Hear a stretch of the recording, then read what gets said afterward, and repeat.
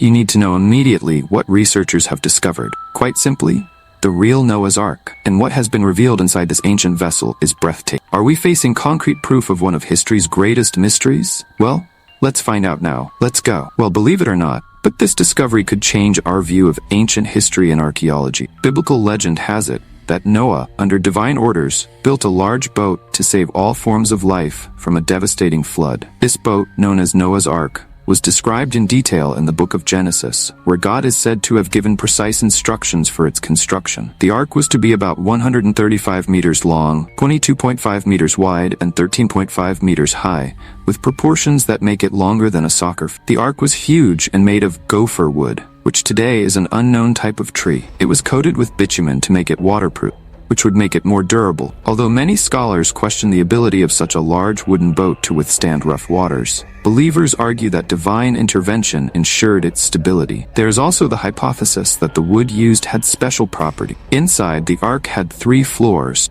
organizing the animals into separate compartments to facilitate coexistence during the long journey. This internal structure helped to keep predators away from their prey and to manage waste. Noah's task was not easy. He had to gather different species of animals and store enough food for everyone during the flood. The construction of the ark, which would have taken 120 years, still impresses with its advanced design for the time. Noah, following divine instructions, was responsible for creating a floating sanctuary that would allow the species to survive. Each animal entered the ark for a purpose, and Noah brought pairs of clean animals, following God's instructions, to ensure that everything could start again after the Great Flood. It is estimated that Noah gathered more than 16,000 animals on the ark.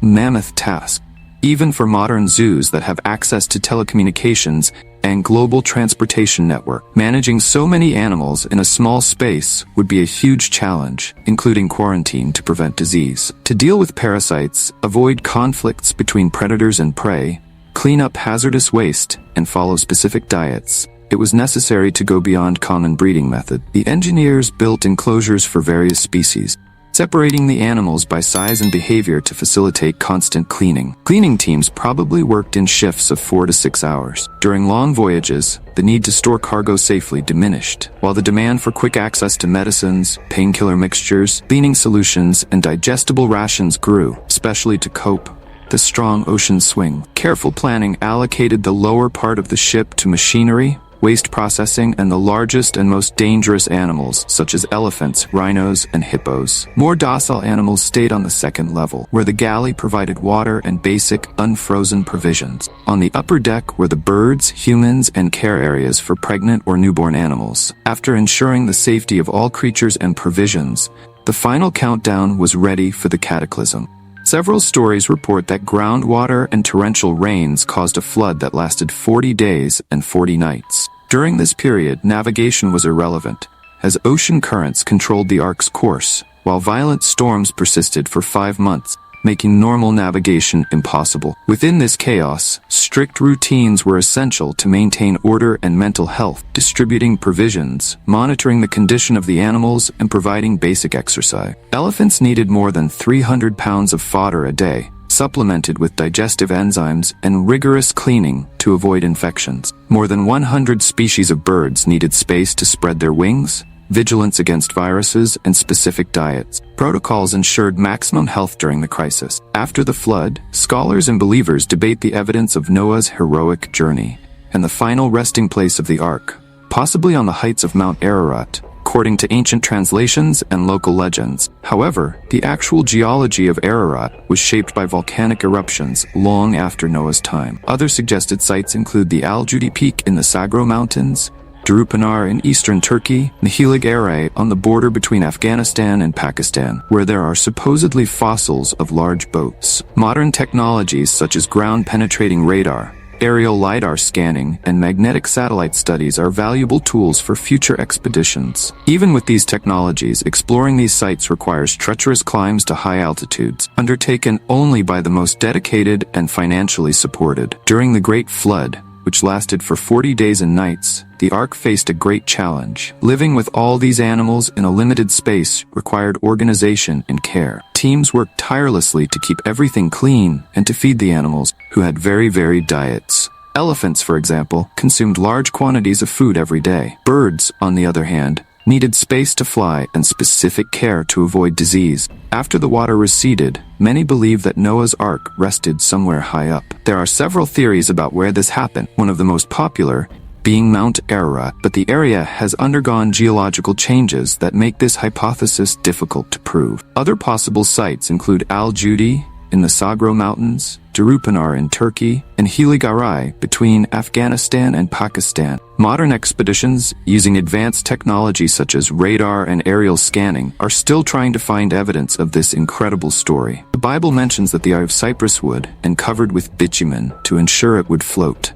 However, research into the durability of wood shows that even modern ships, reinforced with steel, hardly last more than 10 years in harsh conditions. The idea that Noah's Ark survived a year of flooding and remained intact after running aground on icy mountains raises question. From a geological point of view, Mount Ararat, where the Ark supposedly landed, was formed long after the flood period, around 2350 BC, according to rock dating. Pleistocene ice and snow layers on top of Ararat do not correspond to biblical descriptions of post-flood habitat. Although there is evidence of ancient floods in the region, none comes close to the scale described in Noah's story. Biologically, it is unlikely that the current diversity of species arose from just a few pairs of animals on the Ark. Reproduction models indicate that it would be impossible to achieve the current diversity, such as the millions of insect species, just through natural speciation since the flood. This would require a much faster evolution than is currently understood. The search for Noah's Ark depends on concrete archaeological evidence. Many expeditions to Mount Ararat, which suffers from eruptions and is covered in ice, face major challenges. From the historian Flavius Josephus, who claimed that the remains of the Ark were in the mountains of Armenia, to the searches that began in 1840, the efforts have been dangerous and inconclusive. Reports of anomalous boat-like shapes in satellite images during the Cold War fueled curiosity, but without advanced ice drilling equipment or ground-penetrating radar, results were limited.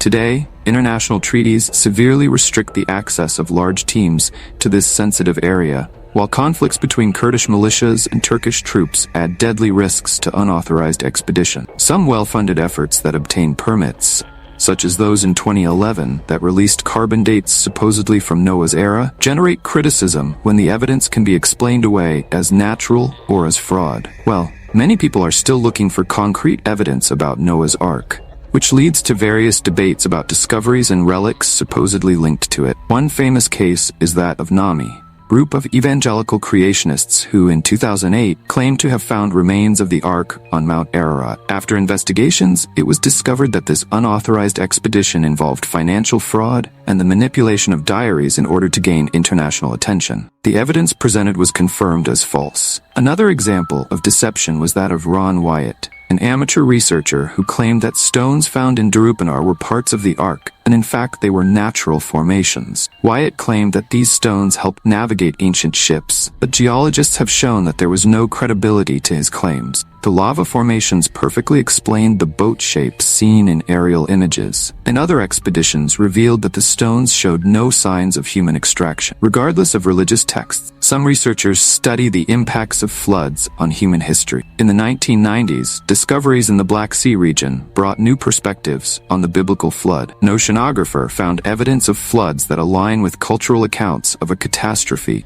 that occurred 7,500 years ago. With the melting of glaciers, large lakes formed where the Black Sea is today. Robert Ballard, famous for finding the Titanic, suggested that the Mediterranean might have flooded a freshwater lake, creating stories like that of Noah's Ark. Sediment samples showed a rapid increase in salt water, aligning with the chronology of the flood and local legends of a great inundation. A description of animals in a large oval structure similar to Noah's Ark was found, showing kangaroos, pandas, jaguars, polar bears, and lions. How could an artist from the 6th century BCE imagine such diversity?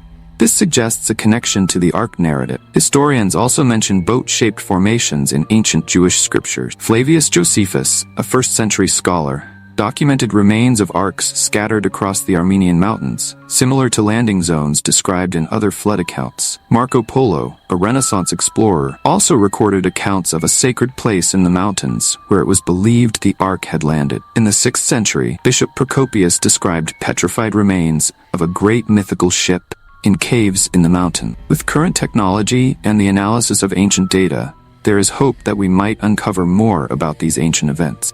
However, the debate over whether these stories should be viewed as exact historical records or as symbols remains an enigma. For many, defending the truth of these stories is a way to protect the sacred value of beliefs. Perhaps, sacred ARK we seek is merely in our dreams or hidden among the rock, turning to dust over time. So, what's your opinion on Noah's Ark? Let me know in the comments below.